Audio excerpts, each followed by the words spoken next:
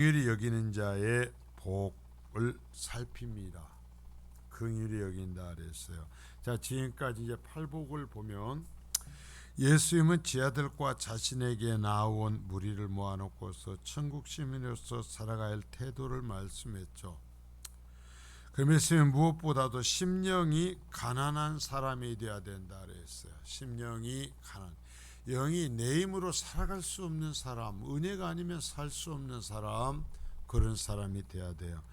그리고 죄에 대해서 심각하게 자신의 죄 때문에 애통해하는 사람. 그리고 세 번째는 하나님 앞에 길들여진 온유한 사람. 예수를 믿는다 하면서 하나님과 상관없는 삶이 아니라, 여러분 이 부분이 정말 중요해요. 내가 길들여져야 돼요.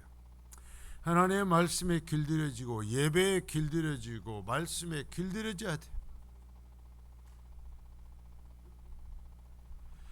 그리고 의에 줄이고 목마른 사람. 배가 고픈데 먹고 노래방 가고 게임 보고 요새 뭐 짧은 숏폼 이거 보면서 정말 제발 그런 거에 빠지지 말고 하나님의 말씀에 배가 고파서 하나님의 뜻을 이루는 것에 배가 고파서 살아야 된다. 우리 학생들, 청년들 제발 부탁드려요. 아예 보지 마요. 요즘에 AI가 말이죠. 내가 저는 보면 전에는 찾아봐야 됐지만 몇 번만 찾으면 내가 원하는 것을 끝도 없이 보여줘요. 그래 안 그래요? 죽을 때까지 봐도 다 못 봐. 그래갖고 남는 게 뭐예요? 바보가 되는 거예요. 내 생활에 엉망이 되고 짜증나고 이제는 뭐 몇 초씩 그 보이니까 지그시 앉아서 무슨 일도 못해요. 무엇을 한 30분 1시간 이거 하라고 그러면은 못 견뎌 죽어요. 튕겨나가. 그러다 나이 들면 어떻게 되는 줄 알아요? 치매. 지금 정신건강을 얘기하는 사람도 얘기잖아요. 나중에 지금 젊은 사람들이 나이가 들 때에는 건강하게 장수한 사람이 없을 거다 이거예요. 먹는 것, 패스트푸드에 길들여지고 이런 숏폼에 이 수동적으로 길들여져 있기 때문에 정신적으로나 육체적으로 의학이 발달을 했어도 건강하게 사는 노인이 없을 거다라는 거예요. 여러분 제발 그런 것에 길들여지지 마시고 의에 줄이고 목마른 사람이 되어야 돼요. 하나님의 말씀을 좀 보고 하나님의 말씀에 굶주리는 사람이 되기를 바라요. 그리고 이제는 긍휼히 여기는 마음을 가져야 된다 했어요. 긍휼히 여긴다. 자, 그러면 긍휼히 여기는 마음이라는 뭔가 5장 7절 한번 보겠습니다. 시작. 긍휼히 여기는 자는 복이 있나니 그들이 긍휼히 여김을 받을 것이며. 자, 긍휼이라는 말은 본래 죄로 인해서 깊은 상처를 입거나 징계를 받아 죽게 된 사람을 사랑해서 다시 살리시고 회복시켜 주는 거예요. 자, 긍휼. 불쌍히 여김 받을 자격이 없음에도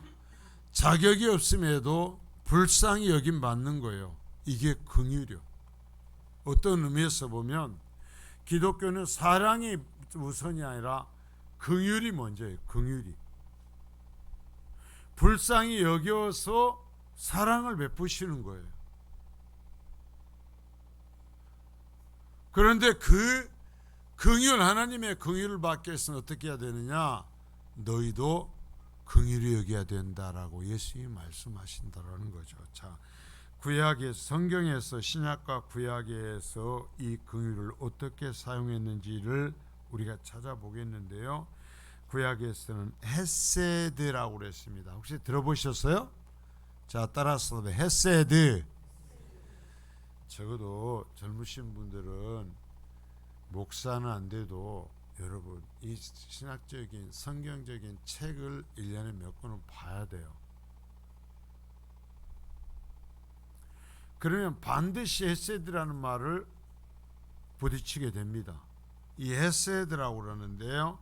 구약 전체에 150번 이상을 사용을 했어요. 그러니까 엄청나게 많이 쓰인 단어입니다. 헤세드. 주로 하나님의 성품이나 하나님의 행동을 설명할 때 헤세드라 그래. 헤세드. 이 긍휼이라 그래. 긍휼.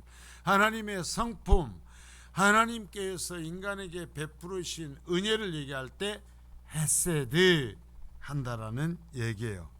일반적으로 긍휼이라는 말로도 번역되지만 우리나라 말로 번역일 때는 변함없는 사랑, 친절함과 따뜻한 마음으로도 번역이 돼요. 구약에는 다 헤세드한 것을 우리나라 번역으로 번역할 때에는 문맥에 따라서 좀 말들을 바꿔서 번역하고 있다는 얘기죠. 창세기 24장 27절입니다. 자, 시작. 이르되 나의 주인 아브라함의 하나님 여호와를 찬송하나이다.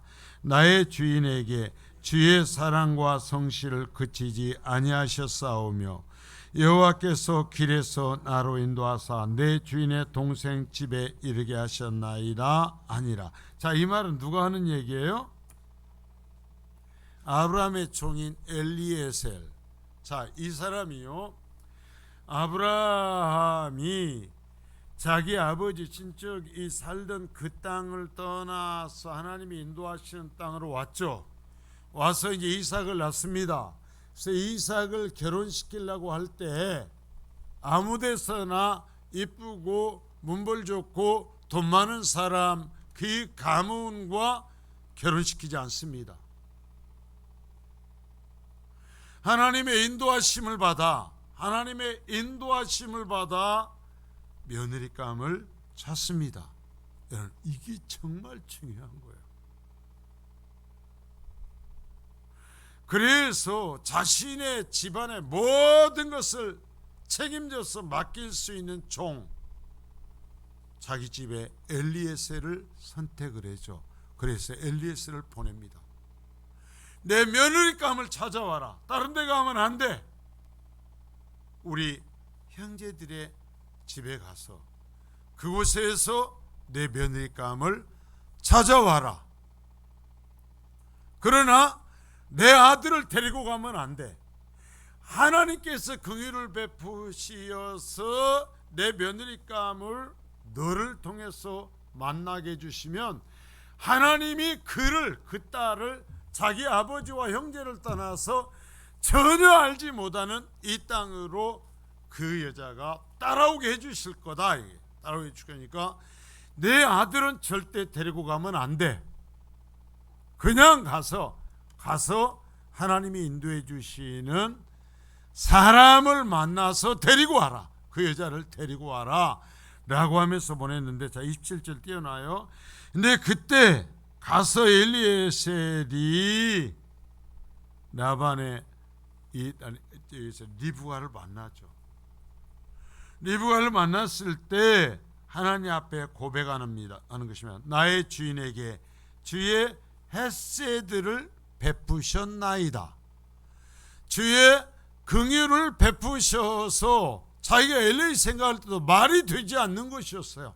아니, 적어도 이 여자를 결혼할 여자를 데리고 오려면 아들을 같이 보내야지. 아들을. 그래가지고 우리 아들이 이러한 사람 이렇게 생겼으니까 얘한테 당신의 딸을 주시오. 어떤 여자에게 당신이 이 사람과 함께 살겠느냐 하고 데려와야 되는데 아들은 안 보내고 그냥 하나님이 가가지고 이 우리 집에 들어올 여자를 뽑아오라고 그랬어요. 우리 주인집에 며느리를 뽑아오라고 그랬어요. 어째 갈래요 안 갈래요? 여러분, 가겠어요 안 가겠어요? 말이 안 돼. 그러니까 엘리에셀도 가면서 이게 무슨 말이 돼야죠. 그러니까 엘리에셀 방법이 없으니까 우물가에 앉아서 얘기를 하는 것입니다. 뭐예요? 하나님, 내가 지금 해보니 어디 누구한테 가갖고 야, 우리 주인집 아들 부인 될래? 가자. 어떻게 누구한테 말하겠습니까? 그냥 여기서 하나님이 뽑아주셔. 그러면서 뭐라는 거예요?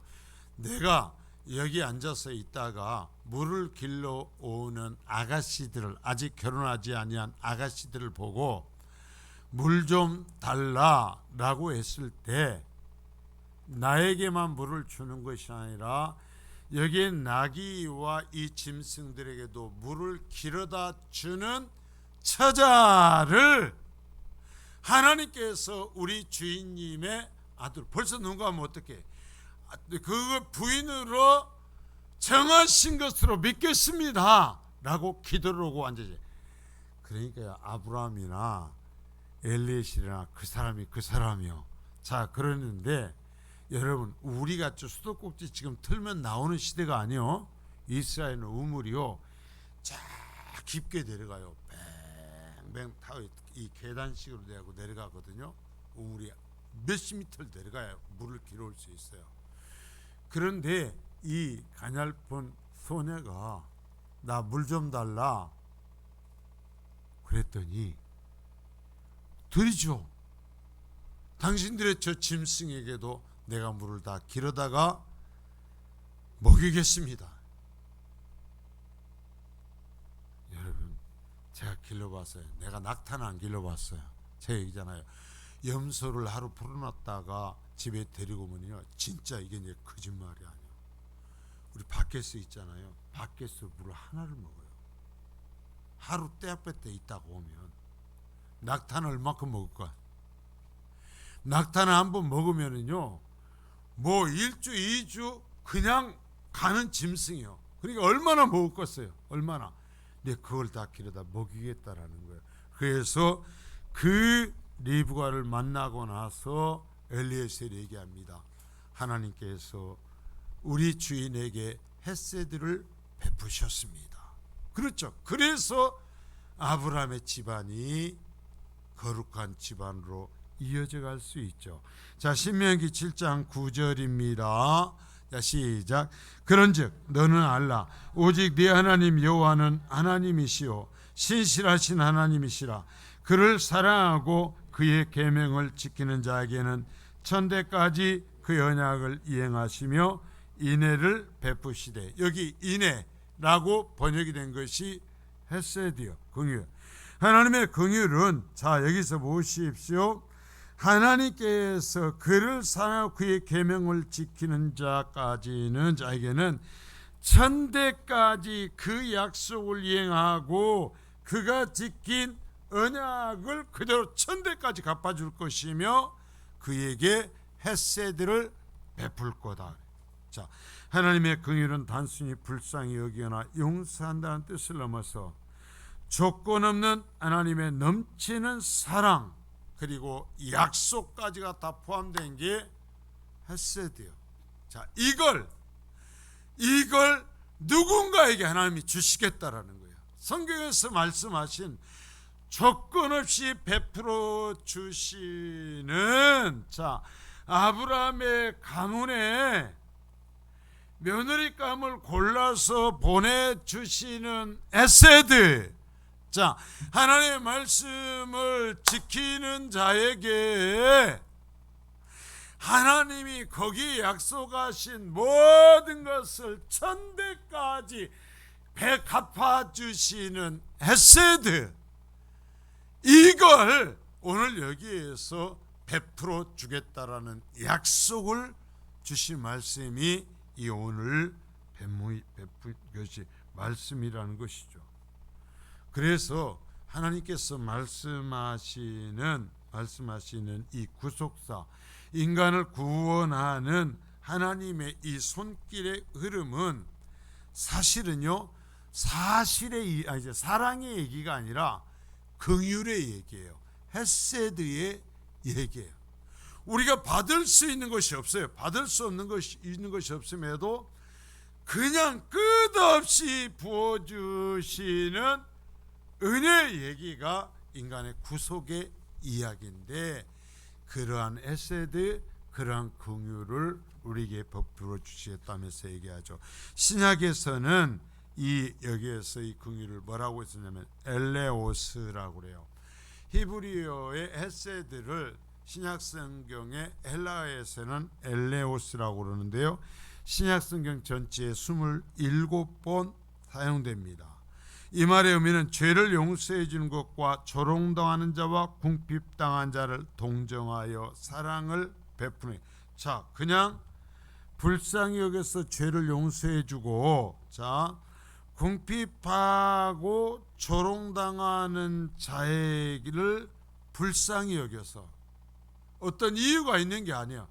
그냥 조롱당하고 대책 없고 정말 그 불쌍한 사람에게 사랑을 베푸는 것을 긍휼이라고 얘기를 해요. 긍휼. 자, 그래서 이것이 긍휼은 사실상 하나님의 사랑을 이게 동작시키는 밑바탕이에요. 사랑이 우리에게 흘러오도록 하시는 먼저 방아쇠 같은 것이 긍휼이라는 거죠. 그러니까 이 하나님의 긍휼이 우리에게 항상 있어야 되죠. 자, 에베소 2장 4절서부터 5절을 한번 보겠습니다. 시작. 긍휼이 풍성하신 하나님이 우리를 사랑하신 그 큰 사랑을 인하여 허물로 죽은 우리를 그리스도와 함께 살리셨고, 자, 우리가 좋아하는 에베소 2장의 그 얘기죠. 자, 하나님이 우리를 사랑하신 그 큰 사랑을 베풀어서 우리를 그리스도의 십자가에서 함께 살리시는데 왜 그러느냐? 자, 왜 하나님이 우리에게 십자가의 사랑을 베풀었느냐? 긍휼이 풍성하시기 때문이다라는 거예요. 하나님이 긍휼이 풍성해서라는 얘기예요. 여러분, 하나님께서 이 긍휼을 누구에게 베풀 건지를 오늘 이 본문에서 말씀하고 있는 거죠. 결코 갑이와 유리가 봐서는 안 되는 거예요. 자, 그러면 예수님께서 우리에게 하나님의 긍휼을 설명하시고 교훈하시기 위해서 사용하신 말씀들이 있습니다. 예수님께서요, 우리에게 하나님이 우리에게 말씀하시는 긍휼이 뭔지를 비유로서 또 여러 가지 말씀으로서 가르쳐요. 이걸로 배워야 돼. 제가 뭐 설명해서 가르치면 인간적인 소리가 되고, 예수님께서 하나님이 말씀하시는 긍휼이 이것이라고 했다 하는 그것으로서 제가 여러분에게 가르쳐 드려야죠. 자, 보면 마태복음 9장 13절입니다. 9장 13절. 자, 시작. 너희는 가서 내가 긍휼을 원하고 제사를 원하지 아니하노라 하신 뜻이 무엇인지 배우라. 나는 의인을 부르러 온 것이 아니라 죄인을 부르러 왔노라 하시니라. 자, 우리가 너무나 잘 아는 얘기죠. 그러면서 죄인인 우리를 하나님은 구원하시길 원하신다라는 거예요. 너희 스스로 너희의 죄값을 치르고 의롭게 될 수 없는 너희들을 너희의 죄를 용서하고 구원하기를 원하시는데, 자, 그러는데, 자, 앞으로 가는 거예요. 너희는 가서 내가 긍휼을 원하고 제사를 원하지 아니하노라 하신 뜻이 무엇인지 배우라. 자, 우리에게 말씀하기 뭐냐면은, 우리가 일반적으로 하나님을 믿고 살아가면서 중요한 게 뭐예요? 예배죠. 예배가 중요한데 예수님 뭐라고까지 말씀하냐면 예배하지 말라는 얘기가 아니에요. 오히려 어떤 측면에서 예배보다도 하나님께서 가지신 하나님의 사랑을 촉발시킨 그 긍휼의 마음이 너에게 있어야 된다라는 거예요. 너희에게 용서받지 못할 사람, 너희에게 도대체 사랑받지 못할 사람에게조차 불쌍히 여기고 그들을 용납하는 그 마음을 먼저 가지라는 거예요. 먼저 가져야 된다. 자, 주님이 말씀하여, 여러분, 예수님이 말씀하시는 긍휼이 뭔지, 자, 긍휼이 여기는 자를 긍휼이 여긴 받는다고 그랬는데, 그러면 긍휼이 뭔지를 배워야 되는데, 예수님은 뭐라고 하면 물통을 큰 것들을 갖고 다니. 자, 뭐라고 얘기냐면은 예배보다도 앞서서 가져야 되는 너희가 도저히 용서할 수 없고 용납할 수 없는 사람들조차 불쌍히 여기는 마음, 그게 긍휼이다. 그게 긍휼. 여러분, 예배보다 우선인 것이 있다면 그리스도인이 가져야 돼요, 안 가져야 돼요? 가져야죠. 그렇잖아. 그렇잖아. 아니, 가만, 그렇잖아. 난 엎드려 있길래. 그래 괜찮아. 난 여차인 줄 알고 중학생인 줄 알았어. 왜냐하면 효찬이가 저를 엄청 좋아해요. 그래갖고 제가 말하면 효찬이가 말을 다 들어요. 그치? 효찬이 나 좋아하지? 그러니까 효찬이는 내가 깨워도 돼. 벌써 중학생이거든. 그래서 긴줄알아서 옷도 똑같이 아침 바뀔래. 됐다. 자, 제가 그러니까 혼을 낸 사람 혼내고 용납할 사람 용납한다니까요. 자, 여러분 봐요. 여기서 그런 긍휼, 예수님이 말씀하신 긍휼이라는 건 그거예요. 그리고 나서 또 하나의 어떤 비유로서 우리에게 예수님이 직접 정말 잘할 수 있도록 긍휼을 가르쳐요. 그게 무슨 비유일까요? 대주보에 써놨잖아요. 선한 사마리아 사람의 비유요. 도대체 긍휼을 가지라고 하는데, 그러면 긍휼이 여겨주신다고 하는데 긍휼이 뭘까요? 설명해봐도 어려워요. 그러면 비유로서 예수님이 아주 그냥 간단하게 말씀을 해놓으셨어요. 자, 누가복음 10장 30절서부터 32절입니다. 10장 30절 32절 시작. 예수께서 대답하여 이르시되 어떤 사람이 예루살렘에서 여리고로 내려가다가 강도를 만나매 강도들이 그 옷을 벗기고 때려 거의 죽은 것을 버리고 갔더라.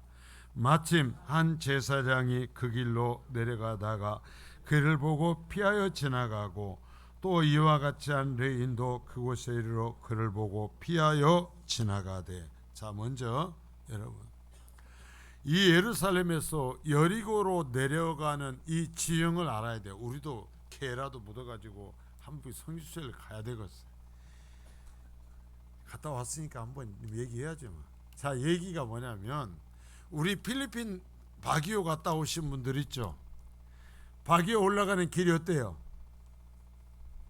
바기오 올라가는 길이, 우리 박영규 선교사님 어머니가 한번 아들이 있는 바기오를 다녀오셔가지고 제가 거기 있을 때, 대숙교에 있을 때 아들만 생각하면 이 양반이 우시는 거예요. 그래고 한번 갔다 왔는데 그때만 해도 더 많이 안 좋았었겠죠, 길이. 그러니까 바기오로 올라가는데 목사님 우리 아들이 사는 데는요 길이요 까불까불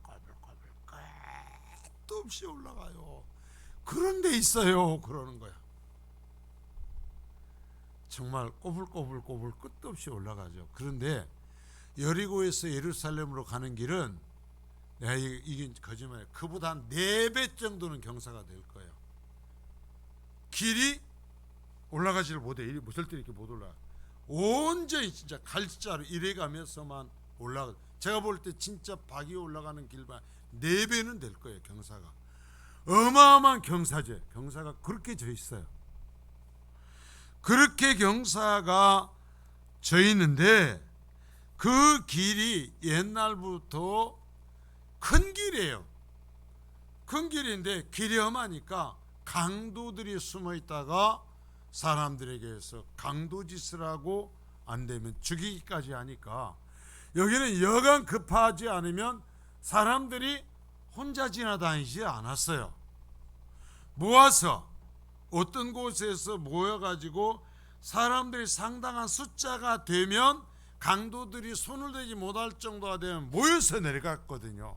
그만큼 험한 길이에요. 여기는 정말. 자, 그런데 어떤 사람이 얼마나 급했는지 예루살렘에서 여리고로 내려가다가 강도를 만났다. 강도들이 그 옷을 벗기고 때려 거의 죽은 것을 보였다. 이놈들이 얼마나 털어갔는지 입은 옷까지 다 벗겨갔다라는 거예요. 입은 옷까지 벗게 하고 두드려 패서 거의 죽었어요. 산송장이 되어 있는 상태로 내버려 놓고 갔다. 근데 마침 자 31절이요. 한 제사장이 그 길로 내려가고 있었다. 자, 여러분 물어봅시다. 여기 예수의 말씀이요. 그래서 재미가 있거든요. 이해를 하면. 예를 들어 자 예수의 말씀을 제사장이 여리고에서 예루살렘으로 올라가고 있었어요. 예루살렘에서 여리고로 내려가고 있었어요. 성경에 있어요. 제사장이 제가 줄까지 그어놨잖아요. 그 길 어쩌다가 내려가고 있었다. 이건 의도가 있는 얘기예요. 그냥 하는 얘기가 아니에요. 무슨 얘기일까요 이게? 이건 진짜 중요한 얘기예요. 이거 모르면 이 비유 이해 못해요. 내려가다 예루살렘에서 여리고로 내려가다가 자 유대인들 중에서 레인과 제사장은 예루살렘에 다 살지를 않아요. 백성들의 여러 지파의 땅에 일부를 떼어서 레인들에게 주고 제사장에게 주어요. 그래가지고 각 지파가 사는 곳에 레인들도 살고 제사장도 그 속에서 함께 살아갑니다. 살아가다가 자 성경에 보면 구약에 보면 반차를 따라 그래요. 정해놓은 순서가 되면 자기들의 순서가 되면 자 제사장이요 대제사장이 아니면 항상 예루살렘에서 성전 안에 머무는 게 아니에요. 자기 순서가 되면 예루살렘으로 가서 거기서 제사장의 일을 하고 레위를 하고 그 맡은 기간이 끝나면 다시 자기 집으로 사는 곳으로 가는 겁니다. 그러니까 내려가고 있었다라는 얘기는 이 사람들이 지금까지 순서가 되어서 예루살렘에서 백성들의 제사를 드리는 일을 했고 그러한 레위인으로서 그 제사를 도우는 일을 하고 가고 있다라는 얘기예요. 거기 다시 써놔요. 여러분 내려간다는 말이 뭔 말인지 그랬다라는 얘기예요. 그러가다가 그러니까 지금까지 우리가 쉽게 말하면 예배하고 가다가 하는 거예요. 지금 예배하고 가다가 그를 만났어요. 강도 만나 죽어가는 사람을 만났는데 어쨌다고요? 피해서 지나가 버렸어요. 도망쳐서 가버렸어요. 또한 이와 같이 똑같아요. 왜 말하고 레위인도 예루살렘에서 여리고로 내려가다가 그곳에 이르러 그를 봤어요. 죽어가는 사람을 강도 만나서 봤는데 어쨌다고요? 보고 피해서 지나갔다. 똑같이 해놨죠. 그를 보고 피하여 지나갔다. 여러분 이 당시의 제사장과 성전에서 지금까지 금방 오늘까지 성전에서 제사를 주관했고 성전에서 제사장이 하는 제사를 도왔던 레위인들이에요. 그들이 이제 성전에 내려와서 자기 집으로 돌아가는 중에 강도 만난 자를 만났는데 어쨌다고요?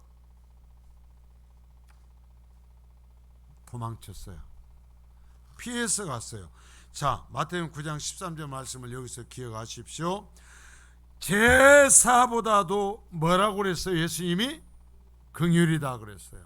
그러면 여기서 분명히 알 수 있죠. 이 말씀에서 같이 볼 수 있어요. 제사를 주관하고 제사를 곁에서 도왔어요. 그리고 가면서 강도 만나서 죽는 자를 보고는 피해서 도망쳤다라는 얘기예요. 그러니까 예수님이 말씀하신 게 뭐예요? 지금 이들이 드린 제사와 제사를 돕는 행위가 이들이 강도 만난 자를 보고 도망친 것으로서 어떻게 된 거예요? 지금 예수님 앞에서 의미가 없다라는 거예요. 그들은 하나님의 긍휼의 대상이 아니라는 거예요. 그들은 하나님의 마음을 모르고 종교만 행하고 온 사람이라는 얘기예요. 여러분, 이 시대도 마찬가지예요. 우리가 내가 직분이 뭐예요, 내가 어째요 얘기하지만 예수의 비유로 말씀하시는 이 긍휼의 마음이 없으면 주님 말씀하는 거예요. 그랬냐? 예수 성전에서 제사하고 왔구나. 성전에서 모든 제사 행위를 돕고 왔구나. 그러겠네. 근데 너 죽어가는 사람 보고 도망쳐 갔잖아. 지금 주님이 그렇게 말씀하시는 거예요. 여러분, 우리의 신앙이 그러면 안 되죠. 그를 보고 그냥 피하여 갔다. 세상에 하나님 앞에서 왜 제사를 합니까? 이거 잘 생각해요. 왜 제사를 합니까? 하나님께서 긍휼을 베푸셔서 저들에게 제사할 수 있는 백성 삼아 주셨기 때문에 제사하는 겁니다. 이스라엘 백성이 의로워서가 아니에요. 긍휼을 입었기 때문이에요. 그런데 이 사람들은 긍휼을 입어 제사는 하지만 그 긍휼을 베풀지는 않았어요. 예수님이 그 얘기를 하는 거예요. 자, 긍휼이라는 이 말씀을 그리스도에 가볍게 긍휼을 베푸는 사람에게 긍휼을 베풀어준다, 그러고 가면 안 된단 말이에요. 성경에서 똑바로 배워야지. 아무리 제사장으로서 대제사장으로서 성전에 제사를 하고 그곳에 지금 같으면 찬양대원을 하고 그것에서 여러 가지 일을 하고 갈지라도 긍휼의 마음이 없으면 그 예배가, 그 제사가 하나님 앞에 인정받는다 못 받는다? 아니다. 주님 말씀하여 그랬어? 근데 왜 그래? 하나님 말씀하여 그런데 왜 그래? 근데 지금 죽어가는 사람이 있는데 왜 가? 하나님은 너를 긍휼히 여기셔서 예배할 수 있는 백성 삼아 주셨잖아. 제사장 삼아 주셨잖아. 레인 삼아 주셨잖아. 그런데 왜 너는 네 입장에서 긍휼을 베풀어야 될 죽어가는 사람이 있는데 그 보고 피해서 도망쳐? 지금 예수님이 그 얘기하는 거예요. 그러면 이 당시에 있던 제사장과 레인에게만 하고 있는가? 아니요, 우리에게 하시는 말씀이에요. 예수님이 우리에게 하시는 말씀이에요. 자, 여러분, 우리가 정말 어떤 사람인지, 우리가 하나님의 긍휼을 얘기합니다. 긍휼을 베풀어서 사랑하소서 은혜를 베풀어서 얘기하는데 하나님 말씀하시는 것입니다. 너도 긍휼 베푸냐? 근데 너 사랑 베풀어 달라고 그러는데 너도 사랑 베풀고 왔지? 한 주일 동안.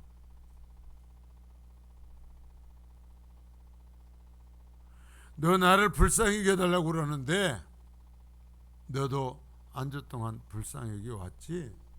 한번 그것 얘기하고 시작하자. 주님 말씀하신다는 거예요. 자, 누가복음 10장 33절부터 35절입니다. 자, 시작.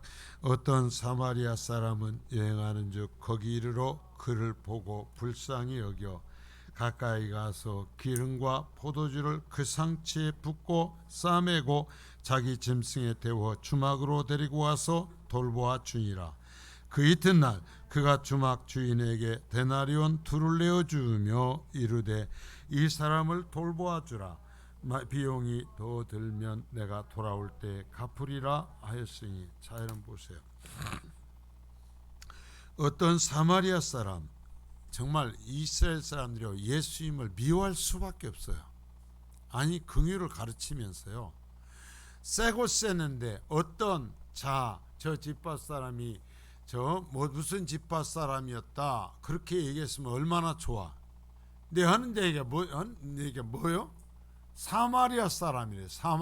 이스라엘 사람들은요, 사마리아 사람들은 하나님을 반역한 완전 뒤섞인 짬뽕들, 지옥의 땔감, 진짜 지옥의 땔감이라고 얘기했어요. 그런데 하나님의 말씀대로 산 사람이 여기 있다라고 얘기하면서 사마리아 사람이라는 거예요. 사마리아 사람. 요즘 같은 뭐냐면은 동성애자가 교회를 한국교회를 향해서 한 동성애자가 한 몸을 파는 장녀가 내려가다가 하는 얘기가 똑같다는 얘기예요.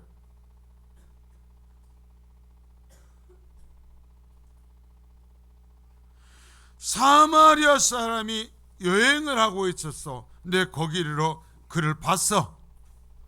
근데 어쨌다고요? 불쌍히 여겨. 이게 긍휼이죠. 긍휼. 긍휼을 베풀어. 불쌍히 여겨. 이게 긍휼이에요. 긍휼을 베풀어 가까이 가서, 자, 도망갔는데, 피하여 도망갔는데 어쨌다고요? 가까이 갔다.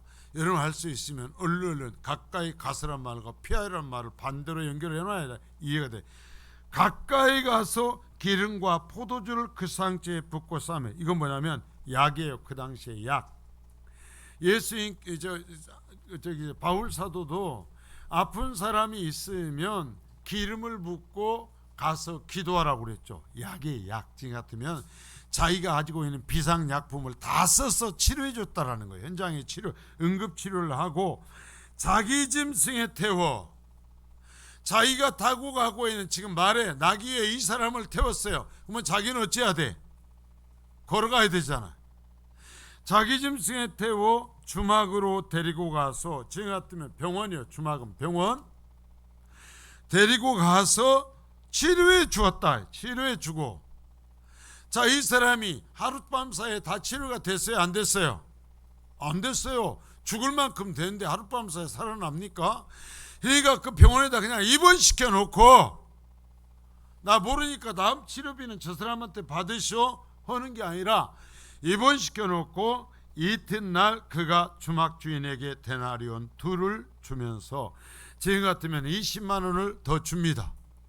주면서 이 사람을 마저 치료해 주시오. 끝까지 치료해서 회복시켜서 보내시오.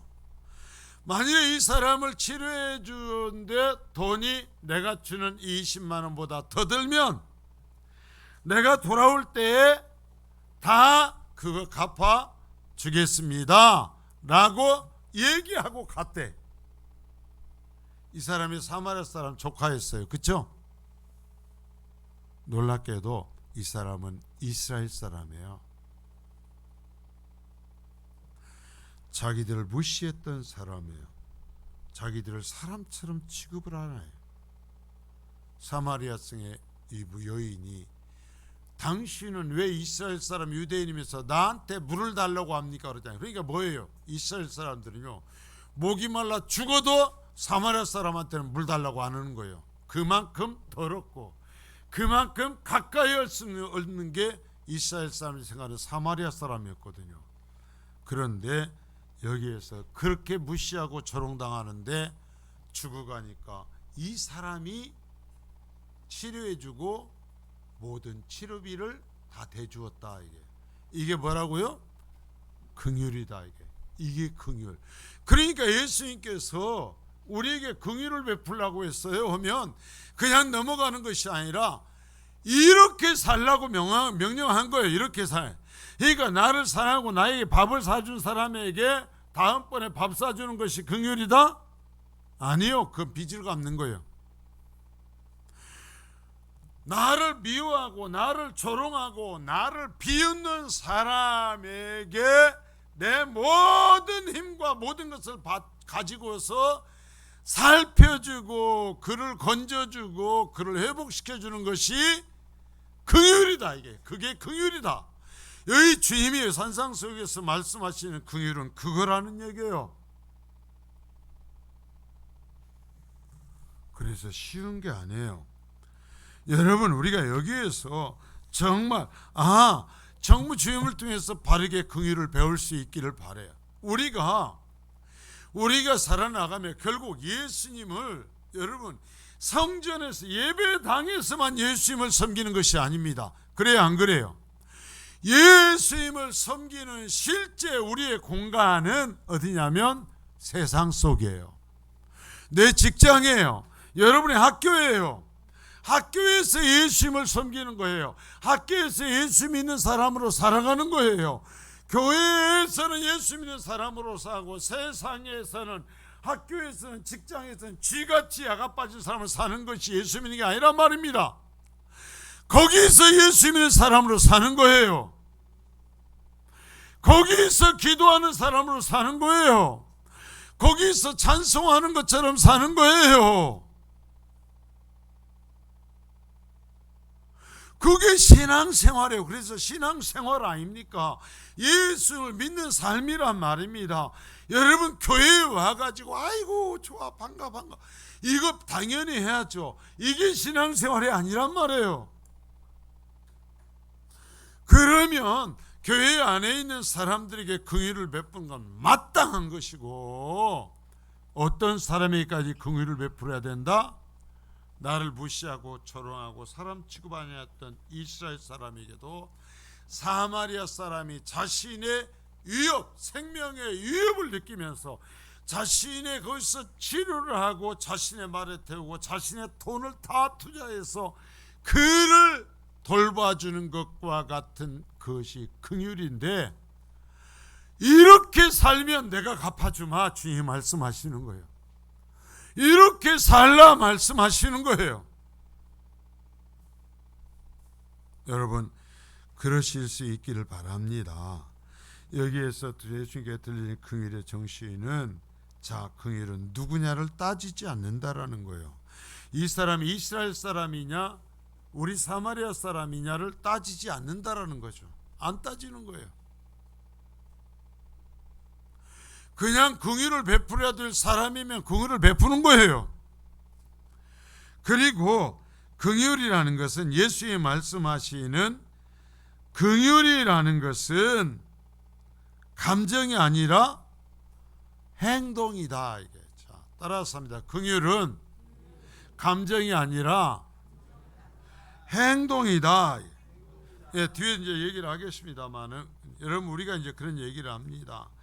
아이고 왜 자꾸 막 옷 막 춥게 입고 다녀. 그런데 그 사람이 집에 있는 옷을 날씨를 감각이 없어 갖고 춥게 입고 나온 것이 아니라, 집에 옷이 없어, 따뜻한 옷이 없어, 그래갖고 얇고 떨어진 옷을 덜덜덜 떨면서 입고 왔는데 얘기를 하는 거예요. 야, 이 사람아 추워. 그러다 감기 걸려. 옷 따뜻하게 입고 다녀.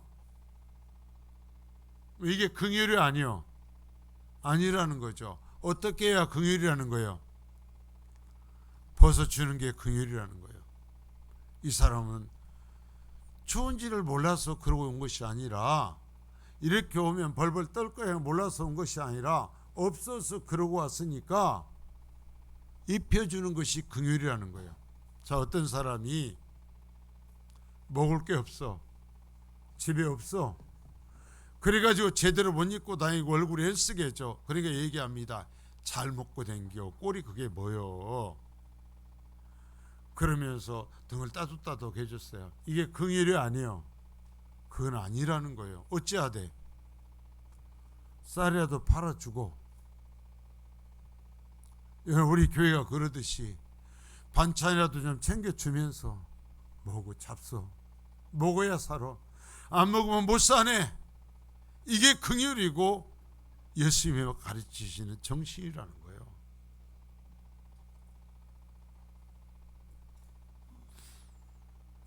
어제 사실은 제가 나중에 저녁에 와서 하나님 앞에 많은 회개를 했어요. 이종현 선교사님 여러분 기억나십니까? 여러분 기억나요 안 나요? 라오스에 있는 그 선교사님, 제가 감사했어요. 와갖고 저한테 얘기하더라고요. 목사님, 성민교회 성도 중에 그때부터 지금까지 꾸준히 저에게 개인적으로 성경금을 보내주는 사람이 있어요. 에? 예, 지금까지 계속 보내고 있어요. 네, 사실은 이제 여러분도 알다시피 목사가 선교라는 것이 마땅히 해야 되지만, 선교사님들을 이 사람 저 사람 계속 교회에 끌고 오는 것이 여간 부담스러운 게 아닙니다. 그리고 또한 한재균 선교사님이 왔을 때 여러분들이 많은 사랑을 베풀어 주셨어요. 사실은요, 한재균 선교사님이 심장과 폐는 치료를 했는데 저한테도 잘 말을 안 했었어요. 이 팔이 너무 아파서 팔을 못 쓴 거예요. 그래가지고 도저히 견딜 수 없어가지고 가족만 보내고 혼자 남았어요. 지금 혼자 남아서 수술했어요. 세브란스 병원에 가서 수술하고 이제 회복의 과정에 있거든요. 그래서 어쩌냐 그랬더니 지금은 모르겠어요. 수술이 나서 시간이 지나야 완전히 나았는지 안 나았는지 알겠어요. 팔을 쓸 수가 없어가지고. 근데 이게 뼈가 아니고 어느 부위에 어떤 좋지 않은 것이 생겼던 모양이에요. 그래가지고 왔다 가서 그냥 끙끙거리면서 안타까워하고 하나님 앞에 기도하는데 이종현 선교사님도 전화가 왔어요. 사실은 제가 저한테 나오면서 연락을 했거든요. 제가 알고 있었어요. 그러나 연락을 안 했어요. 왜? 나도 부담스러워서. 그랬더니 그저께 전화가 왔어요. 목사님, 좀 목사님을 뵈러 가겠습니다. 제가 광주 가는데요, 가면서 좀 들를게요 그러는 거야. 오지 말라고 할 수도 없고.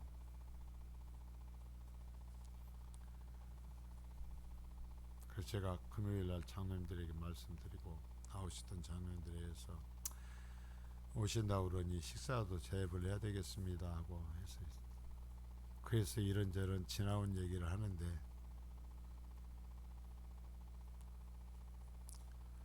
도대체가 제가 마음에 그랬거든요. 그냥 식사나 밥이나 한 끼 사서 그냥 보낼 거다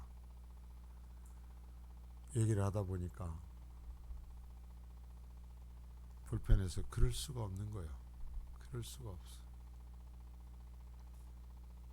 참, 그래서 하나님만이래. 정말 우리에게 하나님께서 가뜩이나 이번 주 설교는 또 이제 긍휼에 대한 얘기를 하면서 한 주 동안 묵상을 하고 있었는데 하나님 제 이제 마음속에 그러는 거야. 참 설교 잘하겠다. 그래서 제 속에서 그러는 거죠. 설교 잘하겠다. 그래. 자, 여러분, 그러는 거예요. 긍휼은 감정이 아니라 행동이라는 거예요. 행동. 다음 이제 오늘 여기서 말씀을 정리합니다. 주님께서 우리에게 긍휼을 베푸실 거다. 사랑의 근원인 긍휼을 너에게 베풀 것이다 말씀했는데, 그 긍휼이 뭔지를 오늘 우리가 성경을 통해서 주님이 가르치신 것을 통해서 배웠어요. 여러분, 나에게 긍휼을 받을 가치가 있어서가 아니에요. 아니요, 오히려 나를 조롱하고 나를 미워하고 나를 무너뜨리는 자였어요. 사마리아 사람 비유를 볼 때. 그러나 그럴지라도 내가 그에게 사랑을 베풀고 내가 그를 긍휼을 베풀고 내가 그에게 손을 내밀어 살려줘야 될 때 그런 것 따지지 아니하고 내가 위험할지라도 내 손해가 날지라도 쫓아가서 치료해주고 병원으로 데리고 가고 그 치료비까지도 책임을 져주는 것이 긍휼이다라고 말씀하시는 이 주님의 말씀을 우리가 듣기를 원한다라는 것입니다. 그러면 주님이 말씀하시기를 예배했냐? 너 교회에서 어떤 일 했냐? 그런데 그거 말고 네가 긍휼을 베풀었냐라고 물으신다라는 것을 우리가 기억할 수 있기를 바라요. 그래 정말 주님의 긍휼을 받는 거룩한 성도가 될 수 있기를 축복합니다.